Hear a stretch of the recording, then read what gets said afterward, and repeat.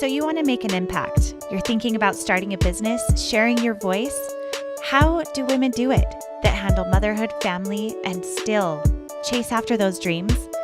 Well, listen each week as we dive into the stories of women who know. This is Call Me CEO.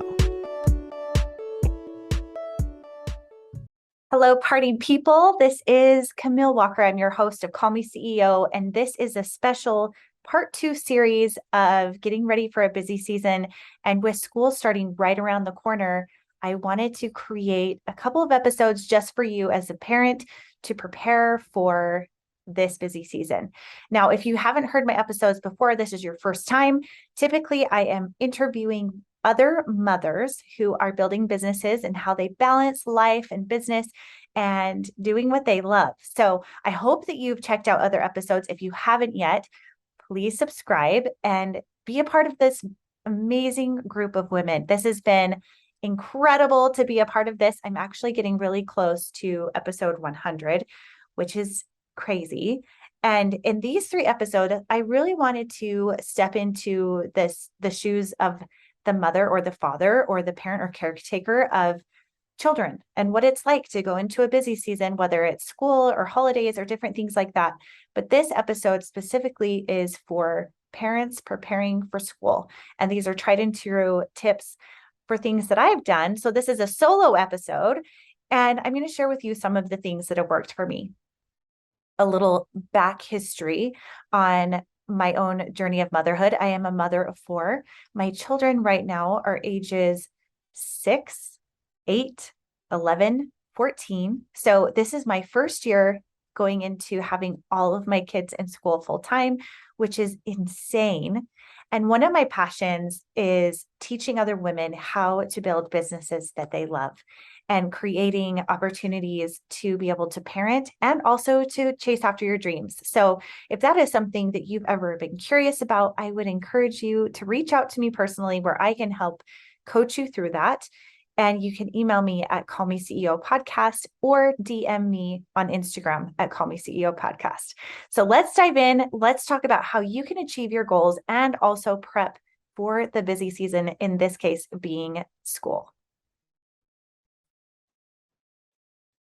Just like any other thing that we are starting in motherhood, we go through seasons of pushing and pulling back. In school time, I feel like it's a push time, especially right in the beginning where we're trying to figure out their new routines. How do you create space and time for you as a parent? And how are you creating systems in your home that help you operate and live within a smooth, cohesive environment in the home? It can be done. Let's talk about ways that we can help do that as we prepare for school and get our kids back into the routine of things. I don't know about you, but even a few years later, after having the pandemic and homeschooling, I am so pumped about sending my kids to school because I love the social interaction that they get. I love that they can be with teachers in an environment of learning. And I love that it also gives me space and time to pursue my own things I need to get done. There's just a lot to do. And I feel like we as people operate better when we have communities and support systems and everything else like that. So for this episode, I wanted to start with number 1, planning and preparing and thinking ahead. This may be something that you've already started to do, but these are a couple of tactics that have really worked well for me. Right now I'm recording this on August the 5th. School starts for us on the 23rd. So if this is getting to you a little bit late, I apologize about that because I know some other states, people are starting next week. We don't start for a couple of weeks. So I hope that this is helping you in some regard in that space. For us first, I like to do inventory. So my first tip here is to think about the inventory of things that you currently have, what you need to buy both in your home and also for school supplies, and also what you may need in your kitchen, because now you may be prepping dinners differently, you may be prepping lunches differently, and even breakfast differently if you have kids that are going sooner than others or things that you need to be prepared for in advance. One of my favorite things to do with my kids at about this time is to go through, I scratch that. This is not my favorite things. one of the best things, and one of the things that's not easy, not my favorite, is going through their clothes. Like, what do they actually have and what still fits them? What do we need to pass down to little brother? What do we need to donate that has many holes, which is now in style? So you kind of hang on to those in different ways. But what is it that you have and what do you need to buy? Because one of the worst things is when you go to a store, you get to the place where you're doing back to school shopping and you have no idea what you're working with or what you need to buy. One of the things that my sons just did today, my 14-year-old and my 8-year-old, is they did an inventory of their closets. One was bringing down an old box of things that belonged to my oldest son and now fit my younger son. And another was for my oldest to go through and literally write down what clothes he had and also what clothes he needs for the new school year. A lot of times that includes new socks, new underwear, a lot of times new shoes, and to have a game plan before going into the store. My parents, when I was growing up, they would give us a dollar amount. I think at the time, and I could be remembering this wrong, but at the time, I think we were given $200 to do our back to school shopping. And that was the limit. That was including a backpack, shoes, clothes.